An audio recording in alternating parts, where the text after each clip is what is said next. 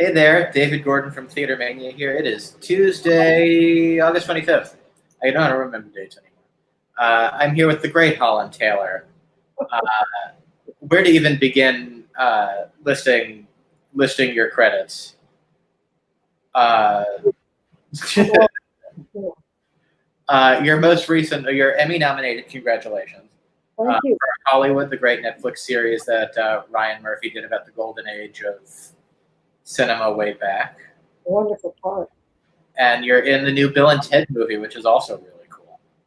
It's actually deeply cool. I Yeah. mean, it's fun to be in something so goofy.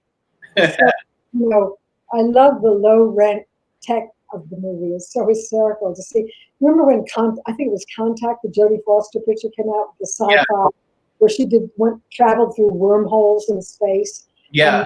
And Bob Zemeckis directed that, and it's technically just unbelievable. So in Bill and Ted, you see the space and you see the wormholes traveling through, and then you see this phone booth, It's phone booth through the wormhole.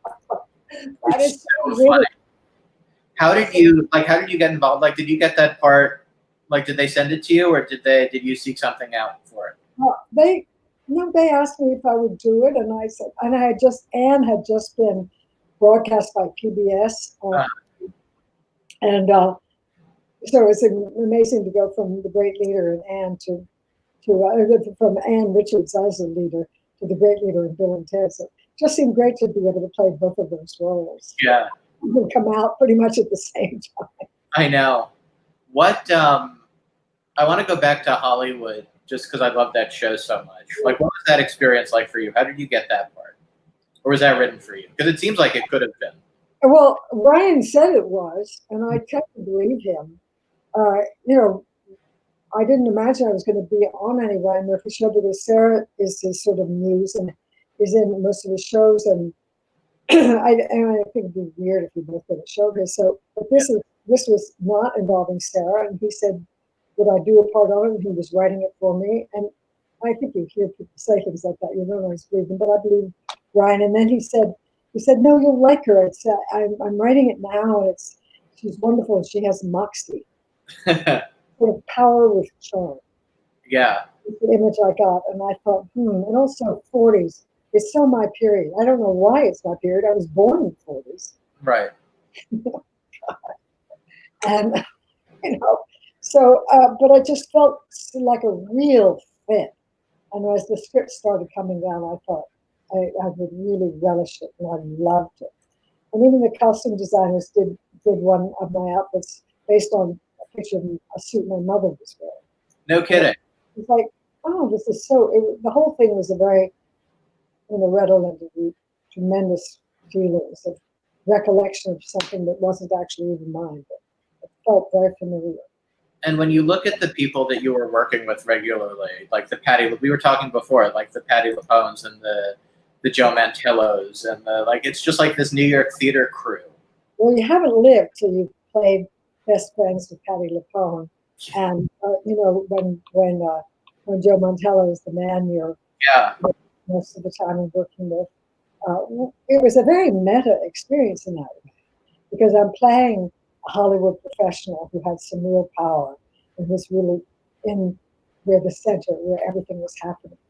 And her affiliation with Dick Samuels, the producer at the studio, it was something that I know a lot about, And so to bring that knowledge and that texture of life to those roles was great for all of us. We were playing professionals in the entertainment world, and we are professionals in the entertainment world. So that was very interesting. Was it as fun as it looked? Yes. It was as fun as it looked. How can it not be? It just looked like a playground. Like a fancy, beautifully dressed playground. Well, I think we all responded to the style. Yeah. And I mean, Joe looked so beautiful in those suits. He was so handsome. And they made beautiful suits for him, and the details. You see a gentleman really well dressed. Yeah. It's appealing. And Patti can rock those hats. And they did incredible outfits for her. Almost all of her clothes had some sort of metal studs, some kind of metallic feature to everything, even the hats. And she has so much style, and She just really can strut her stuff. She's a great.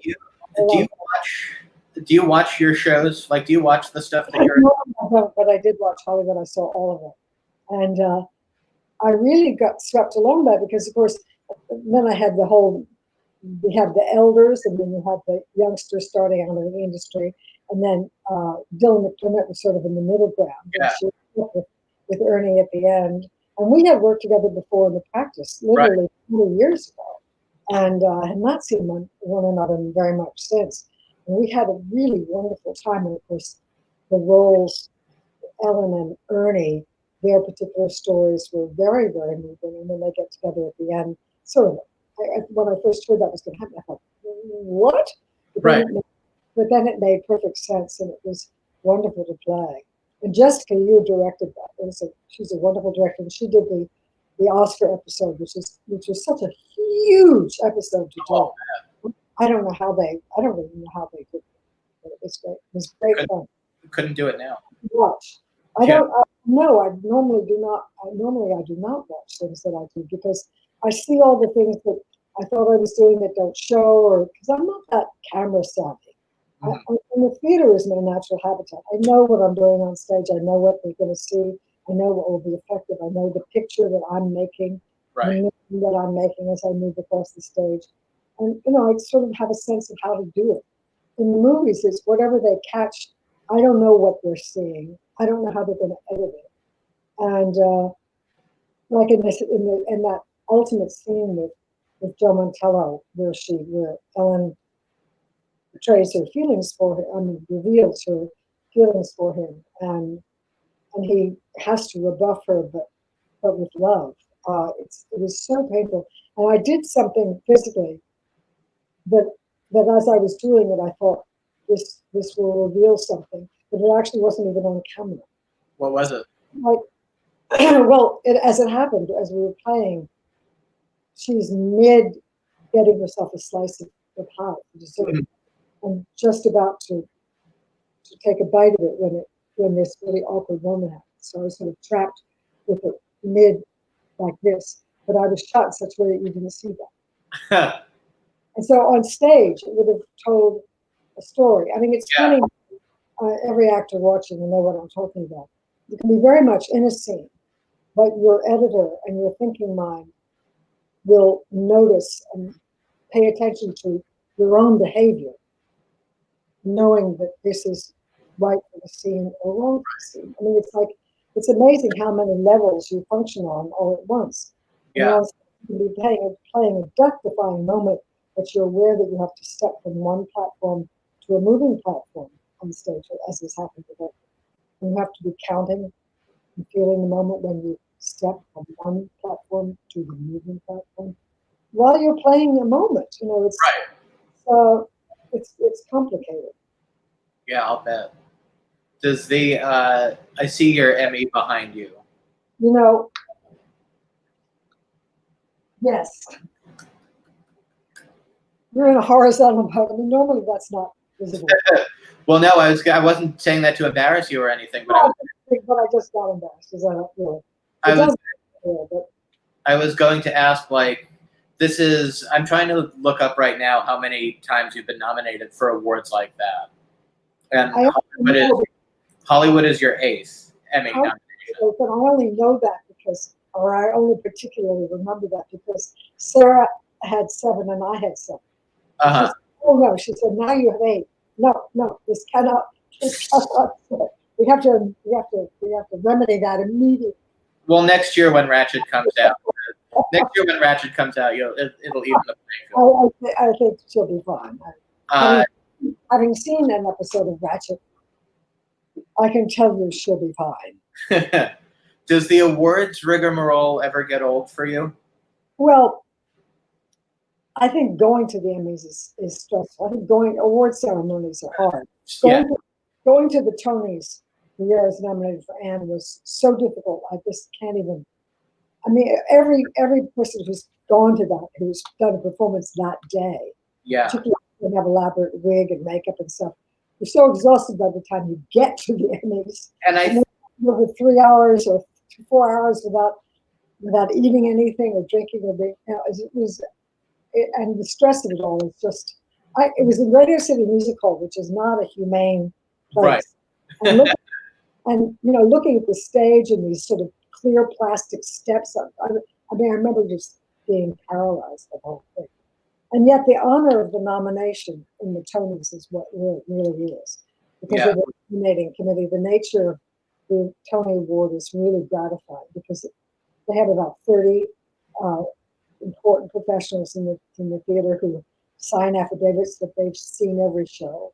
And they meet with great seriousness and deliberation before they're nominated. So I was just completely overwhelmed with emotion by that nomination for Emmy. That meant everything.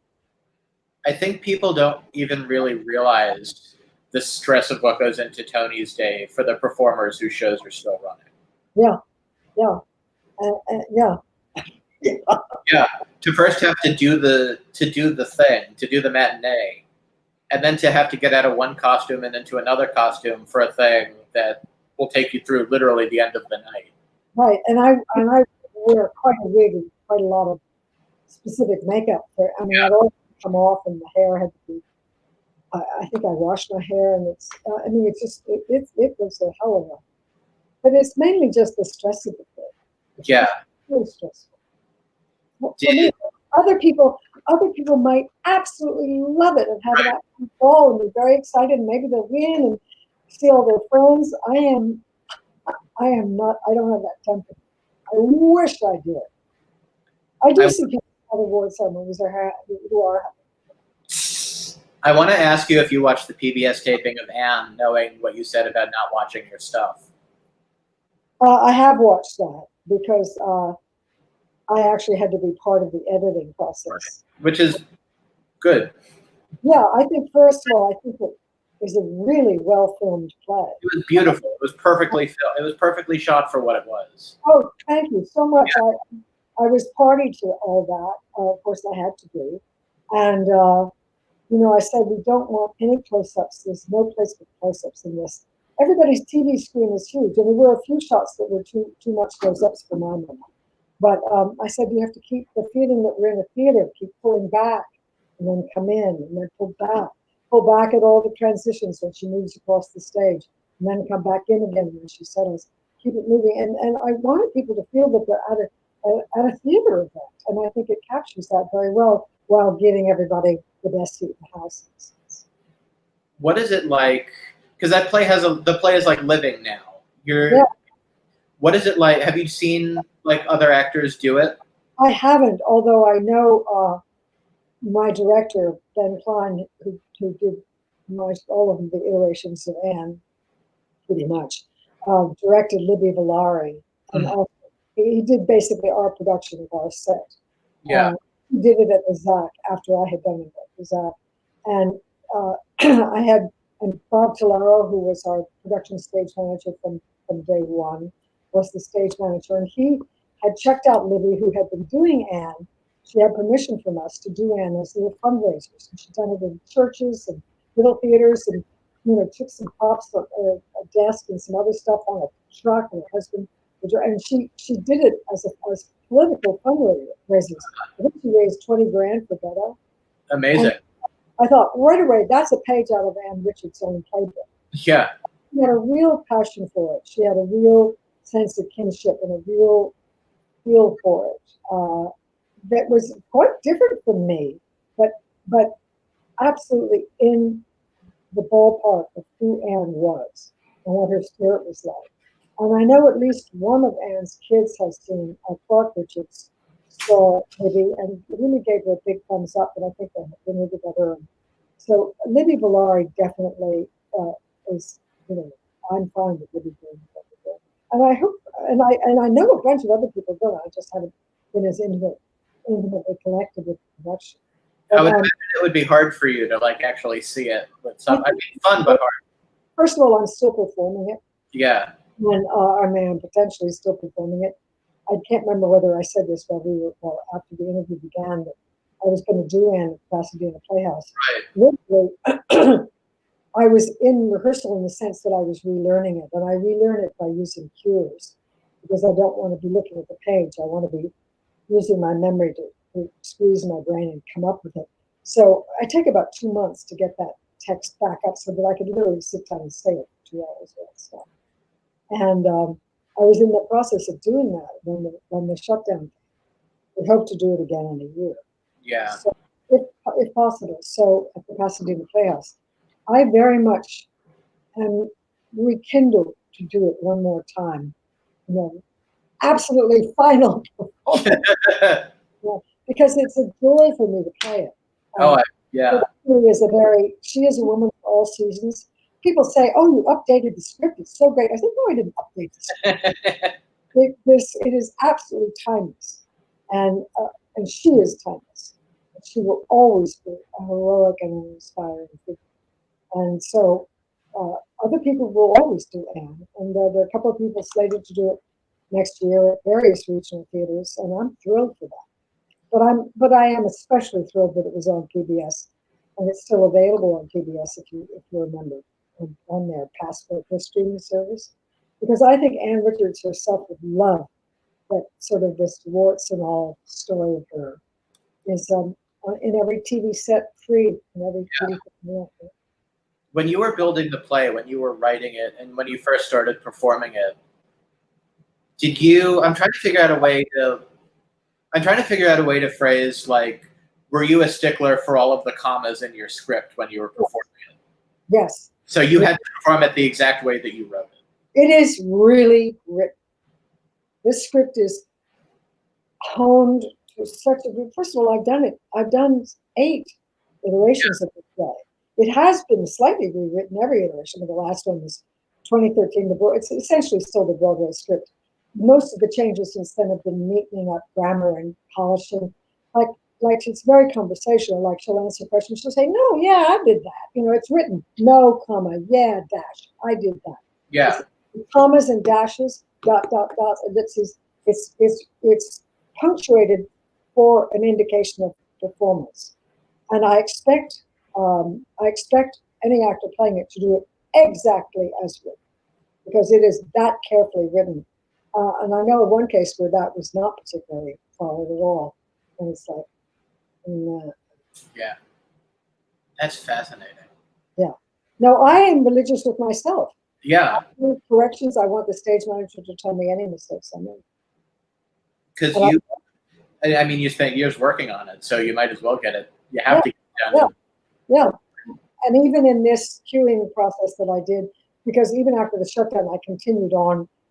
And I thought it would be a good discipline, and I thought it would give some shape to my days. So for 2 months into the shutdown, I continued to cue. So that's 6 days a week for 3 hours, and I did it on FaceTime.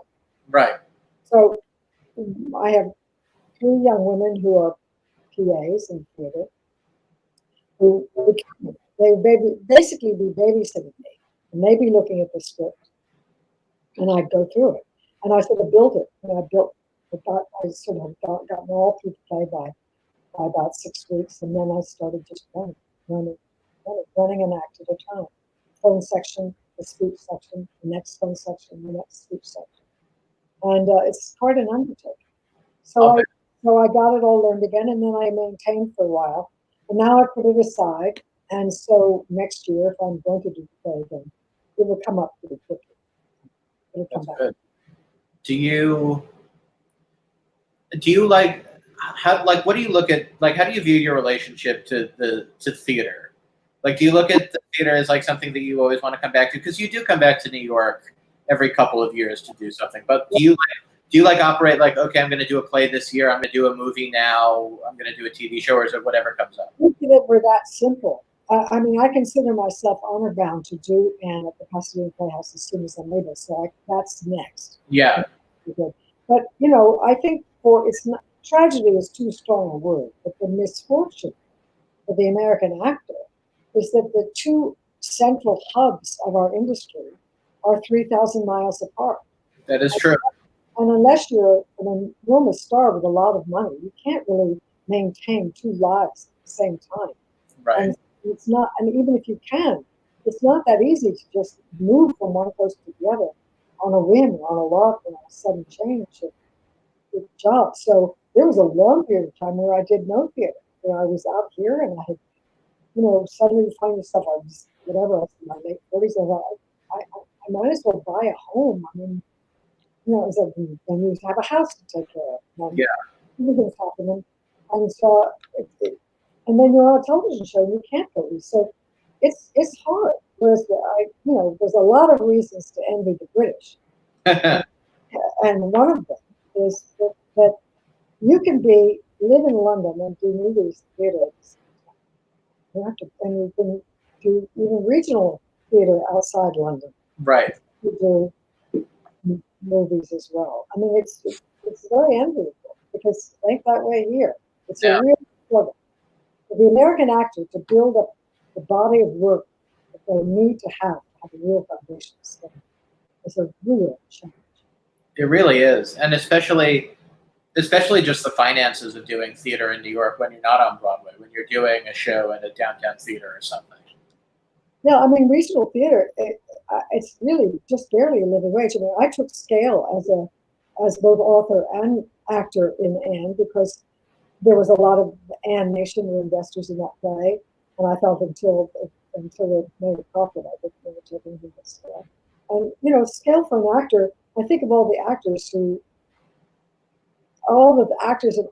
mean, I could weep if I think about this. All the actors, the musical comedy actors, all the dancers, and all of those people whose work is the support system for Broadway shows. I mean, I have a friend actually who's Kevin Bailey's one of my friends, my brother. He was the exec producer of Anne. He was just with so many theater people. I mean, he still is a performer, but he was a big musical comedy guy. He was in the Lion King shows from that level. And he says he knows at least 20 people, half of whom they've all left New York. They've had to leave New York because they work for them, and half of them had to leave leases, just walk out to say, "I'm sorry, leave. I have no way to make a living." And it's just something you cannot even imagine would ever happen. Right. And yet it's been a possibility, but it's been sitting in consciousness for years. Here it is. What is the best piece of advice that you give to young actors or people that come up to you and say, "Oh, I want a career like yours"?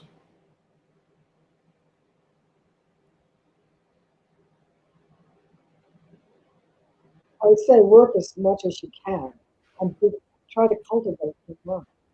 I mean, I'm a Stella Adler student, and Stella felt that an actor had to be a cultivated person. You must write music, you must go to museums, you must read great literature, you must read history, you must understand the world as best you can. And certainly, if you get a role, you must understand very much the world of the piece that you're in. You must understand it. And I'm very much of that mind. I think to be a cultivated and to be a well-balanced person is the best thing you can do for yourself as an actor. Stella thought so too. She was not party to that actor studio myth, the sort of the idea of the tortured actor. Mm. She said no. The healthy person who's going to live their life in a wholesome way. She'd say, think of Bob at that 22. Think how wonderful, robust human life. She said, have a good human life. I love that. That's what this book do, as well as the study of the work itself. I love that. I have two more questions for you. One is, you just did an interview about Moose Murders, the infamous Moose Murders, the legendary Broadway flop. Yes. What's your favorite memory from doing that show?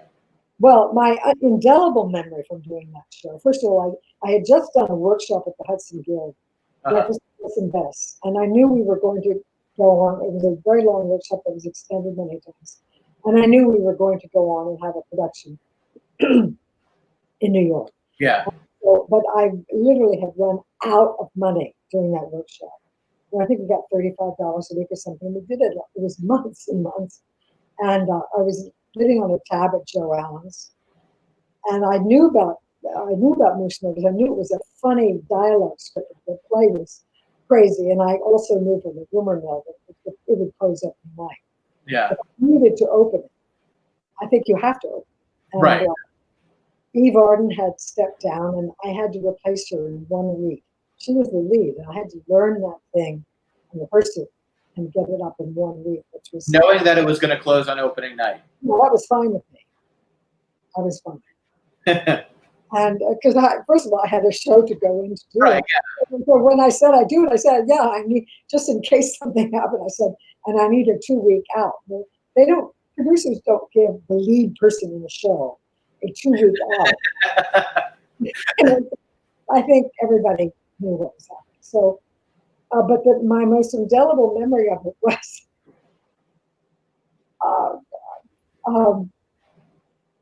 I had a blackout line at the end of the show. And a blackout line, as you know, is we say a line which is supposed to be roarishly funny, and the lights go out and the curtain come down. It wasn't really that funny. So I get to the end of the show. This is a preview night. And I say the blackout line as best as ever I can. And the lights did not go out. And the curtain did not come down. And there we were. And there it is. And the play was over. And June Gable and others started, slithering off stage like rats off the ship. And I said, come back here! Put my arms out. I even said, that's our play. We bowed. It was a humiliation that was just record breaking. I mean, I will never ever forget it. I thought I can stand anything, and I have stood a lot. You can deal with anything now. Yeah. And I need to ask you a question. I'm going to ask you the same question about Legally Blonde because it's my wife's favorite movie, one of her favorite movies. What was your favorite memory of working on that? Well, your wife will remember, the first scene where we see her is the great law class, the law class, where the class is in sort of this big, it's like a little theater setting, and the blackboard, and a quote from Aristotle, and that wonderful feeling of being a professor, like the professor, and what was the television series? The John Houseman was the professor. What was that? Do you remember that? Say that again. I'm sorry. The great television series where John Houseman was the paper. What was it called? I don't remember. Well, anyway, to play a great professor who is feared and admired by students and who asks tricky questions and who puts them on the spot was really a lot of fun. And it was paper chase. It was a very stagey, yes. The paper chase. It was a very staged kind of scene.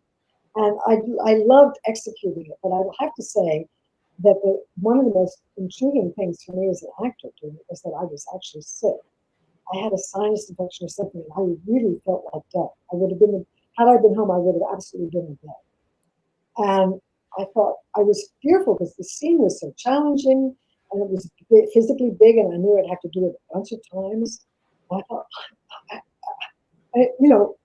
what happened was that it went fine, and it turned out well. And it was very effective. It was a very memorable scene, and it sort of told me again this thing of you just have to tough something up. It'll work. It'll be okay. Just carry on. Carry on. So that was a real good lesson. And of course, it was a delight working with Grace. She was great. And I think that is a good place to end. Thank you so much for your time. Thank you. I've loved it. It's lovely interview. I appreciate you. I appreciate everybody watching. And have a great rest of your day, everybody. Take care. Okay. Bye. Bye.